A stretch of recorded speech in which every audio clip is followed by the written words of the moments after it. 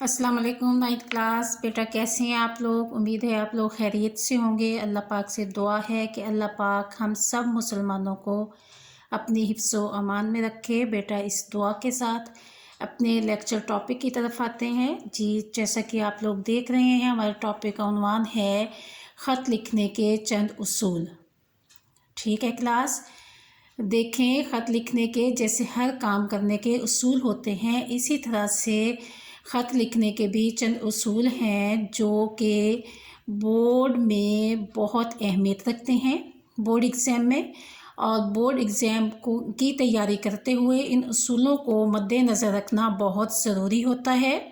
ठीक है क्लास जी, उन उसूलों को देखें कि हमेशा जो है ख़त लिखते हुए पहला स्टेप आप लोगों का है ये इम्तहानी मरकज़ और तारीख़। ठीक है, ये 1 नंबर का पॉइंट है। आपने यहाँ पर इंतहाई दाएं जानिब आपने इम्तहानी मरकज़ लिखना है। यहाँ आपने कमरा इम्तहान, इम्तहान गाह या जमात का कमरा ये मेंशन नहीं करना, आपने लिखना है इम्तहानी मरकज़, फिर उसके बाद तारीख़ आ जाएगी। ठीक है क्लास, देखें जहाँ पे जिस जगह पे तारीख़ आपकी ये ख़त्म हो रही है वहाँ आपने लिखना है प्यारी दोस्त।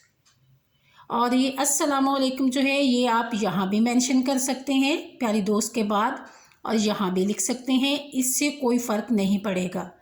अस्सलाम वालेकुम ये देखें कि इंतहाई दाएं जानिब जो है मैंने लिखा है, लेकिन थोड़ा सा लाइन से गैप दे के लिखा है।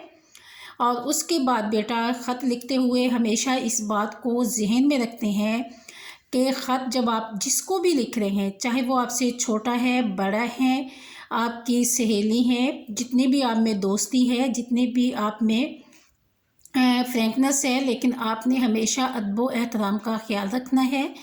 बेटा ख़त लिखते हुए सबसे पहले ये नहीं कि जो बात है, जिस बात के लिए आपने ख़त लिखा है फ़ौरन उस पर आ जाएँ।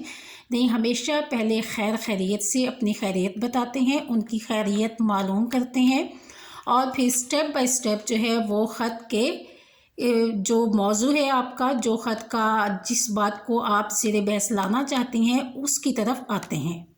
ठीक है बेटा, ये आप लोगों का हो गया पहला स्टेप, और ये आपका है दूसरा स्टेप, और ये आपका जो दरमियान में मतन है ये आपका चौथा स्टेप हो गया। ठीक क्लास, बेटा इन चीज़ों को आपने बहुत अपने ध्यान में रखने हैं ख़त लिखते हुए। ये देखें कि आपको इस पैटर्न से वाकिफ़ होना ज़रूरी है, क्योंकि बाज़ औक़ात बोर्ड में दोनों ख़त आ जाते हैं और बाज़ औक़ात दोनों दरख्वास्तें आ जाती हैं। ज़रूरी नहीं है ख़त और दरख्वास्त में चॉइस आए, तो इसलिए आपको जो बोर्ड पैटर्न का ख़त है उससे वाक़फ़ियत होना आपके लिए बहुत ज़रूरी है। बेटा इन चीज़ों को मद्देनज़र रखते हुए आप अगले स्टेप की तरफ आएंगे, और जो भी मुद्दा है उसमें उसकी तरफ स्टेप बाय स्टेप आप बढ़ेंगी। जी बेटा, तो नेक्स्ट मैं आप लोगों को बताती हूँ कि स्टेप बाय स्टेप आप लोगों ने असल मुद्दे पे आना है, और जो मसला है, जो मकसद है ख़त लिखने का, वो बयान करना है। बेटा बयान करते हुए, लिखते हुए एक बात का ख्याल रखते हैं कि जिससे भी आप मुखातिब हैं, जिसको भी आप ख़त लिख रहे हैं, आपकी सहेली है, आपका छोटा भाई है, आपके बड़े भाई हैं, आपके अब्बू हैं, आपके चचा हैं, आपकी बहन हैं, सब को मुखातिब आपसे करते हैं। ठीक है, चाहे वो आपसे छोटे हों या आपसे बड़े हों, तो मुखातिब हमेशा जो है वो अदब व एहतराम से किया जाता है, आप ही का लफ्ज़ इस्तेमाल किया जाता है, और हमेशा ख़त लिखते हुए अच्छे अल्फाज का चुनाव करते हैं, अच्छे अल्फाज को इस्तेमाल करते हैं। ठीक है, और अच्छी ज़बान का इस्तेमाल करते हैं, और कोशिश ये होनी चाहिए कि ख़त जो है वो आपका 2 पैराग्राफ्स पर मुश्तमिल हो। ठीक है, पैराग्राफ ज़्यादा बड़े नहीं होने चाहिए, कम से कम 7 लाइन का, 8 लाइन का एक पैराग्राफ हो, दूसरा पैराग्राफ भी इतना ही होना चाहिए। और कोशिश करें कि जब दूसरा पैराग्राफ जो आपने शुरू करना है उसको आप ये देखें, जब एक पैराग्राफ आपका यहाँ पर ख़त्म हो गया है, ठीक है, तो दूसरे पैराग्राफ को आपने सेंटर में कोई शेर लिख दें, शेर का इस्तेमाल कर लें, और या कोई कहावत इस्तेमाल कर लें आप।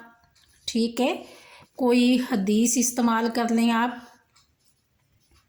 दरमियान में, और उसके बाद आपका जो है अगला पैराग्राफ शुरू होगा यहाँ से। क्लास मेरी बात समझ आ रही है आप लोगों को? बेटा किसी शेर का जिसको भी आप ख़त लिख रहे हैं उसमें जो बात भी है उससे रिलेटेड आप किसी शेर का इस्तेमाल कर लें, किसी कहावत का, किसी हदीस का। ये पेपर चेकर पर इस चीज़ का बहुत अच्छा असर पड़ता है। उन्हें ये मालूम होता है, ये पता चलता है कि बच्चे के पास नॉलेज है और इसको लिखने का अंदाज़ आता है, ये बच्चा लिखने के अंदाज से वाकिफ़ है। ठीक है। और क्लास उसके बाद अब आप लोग ये देखें कि जब आपका ख़त जो है वो आपने ख़त्म करना है, बिल्कुल आपने बात अभी आपकी चल रही है और आपने कहा अच्छा जी अल्लाह हाफिज़, ऐसे नहीं होता। हमेशा ख़त को मैंने जैसे पहले बताया स्टेप बाय स्टेप आते हैं नीचे, तो इसी तरह से ख़त को जब आपने ख़त्म करना है तो उसको उसी तरह से बात के एंड करके आपने सबको, घर वालों को सलाम कहना है, छोटों को प्यार देना है और फिर अपना ख्याल रखिए और उसके बाद बस सलाम। ठीक है। आपकी दोस्त या आपकी बहन या आपकी भांजी, आपकी भतीजी, जो भी आप का रिश्ता है वो आप लिखेंगे। और अलिफ बे जीम, ये देखें मैंने इंतहाई बिल्कुल इधर देखें लिखा है लाइन के साथ। ठीक है। ये आपने बिल्कुल लाइन के साथ लिखना है इस तरह से। ठीक है।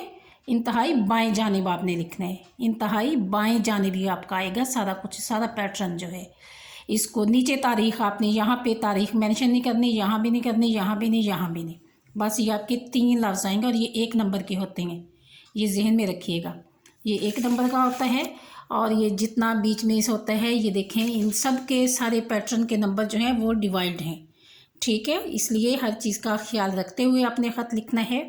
उम्मीद है क्लास बेटा आज का लेक्चर जो है आप लोगों को मेरा समझ आ गया होगा और इसे अच्छी तरह से अपनी नोटबुक्स में इसी पैटर्न के मुताबिक करने की कोशिश करेंगे। बेटा आप लोगों ने ख़त जो है वो अपनी नोटबुक्स में लिखना है इसी पैटर्न के मुताबिक, नाराज़ दोस्त को मनाने के लिए ख़त। ठीक है। उम्मीद है कि आप लोग साथ का साथ काम कर रहे होंगे। बेटा अपनी नेक दुआओं में अपने टीचर्स को भी याद रखा करें। अल्लाह हाफिज़।